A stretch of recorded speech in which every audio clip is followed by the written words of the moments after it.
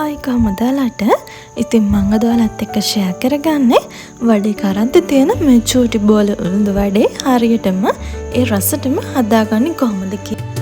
අපි මේ උළුඳු වඩේ කරත්තෙන් ගන්න ලුණු මිරිස් එකේ තියෙන්නේ අපි ගෙදරින් හදාගන්න ලුණු මිරිස් එකේ රස නෙමෙයි නේද? ඉතින් මං අද ඔයාලත් එක්ක ෂෙයා කරගන්නවා මේ උළුඳු වඩේ කරත්තේ තියෙන ලුණු මිරිස් එක හරියටම අපි ගෙදර හදාගන්නේ කොහොමද කියලා.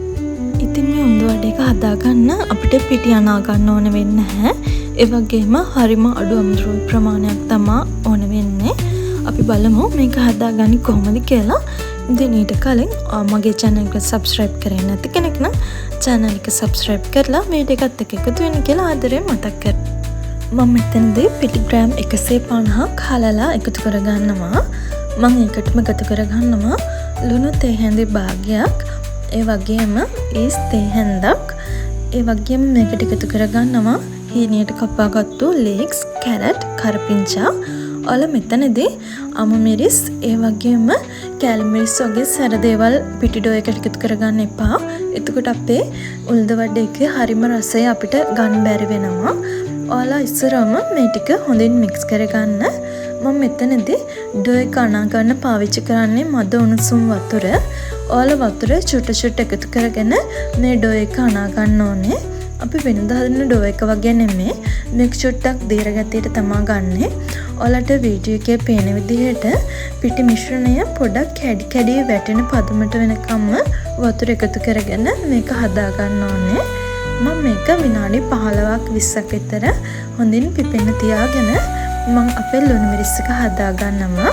මම ලුණු මිරිස් එක හදාගන්න පාවිච්චි කරනවා කැලි මිරිස්, රතු ලුණු, සීනි, ලුණු, ඒ වගේම සියඹලා. ඔයාලට සියඹලා වෙනුවට දෙහි උනත් එකතු කරගන්න පුළුවන්. මම මේක හොඳින් බ්ලෙන්ඩ් කරගන්නවා.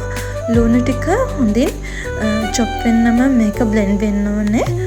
ඉතින් මේ විනාඩි 20කට පස්සේ මම අනාගත්තු පිටි ඩෝ එක දැන් මම භාජනයක් ලිපේ තියාගෙන ඒකට තෙල් එකතු කරගන්නවා. මේ තෙල් ටික හොඳින් රත් වුණාම මම හදාගත්තු පිටි ඩෝ එක මේකට එකතු කරගන්නවා චුට්ට. මම මේකට පිටි ඩෝ එක එකතු කරගන්නේ අතින්. මේකෙදි ඩෝ එක එකතු කරගන්නදී ඩෝ එක චුට්ටක් බෝලයක් විදිහට තියෙන තෙල් එකට එකතු කරගන්න. එතකොට තමයි අපිට උළුඳු වඩේ එක ලස්සනට රවුම් විදිහට බෙද ගන්න පුළුවන් වෙන්නේ. ඉතින් ඔයාලා මෙතනදී ඩෝ එක එකතු කරගද්දී ගොඩක් එක උළුඳු වඩේකට හිටින් එකතු කරගන්න එපා. මොකද මේක බැදෙද්දී හොඳට පිපෙනවා ලොකු උළුඳු වඩයක් වගේ. ඉතින් ඔයාලා බැටර් එක මේ විදිහට රවුම් විදිහට චුට්ට තෙල් චාත්තියේ තනින් තනට එකතු කරගන්න. එහෙම එකතු කරගෙන අඩු ගින්දරේ මේක බැද ගන්න ඕනේ. ඔයාලා මෙතෙන්දී ගින්දර වැඩි කරගන්න එපා. එහෙම වුණොත් එහෙම ඔයාලගේ උළුඳු වඩේකේ මැද හොඳින් තැම්බෙන්න කලින් ඔයාලගේ උළුඳු වඩේකේ පාට වැඩි වෙයි.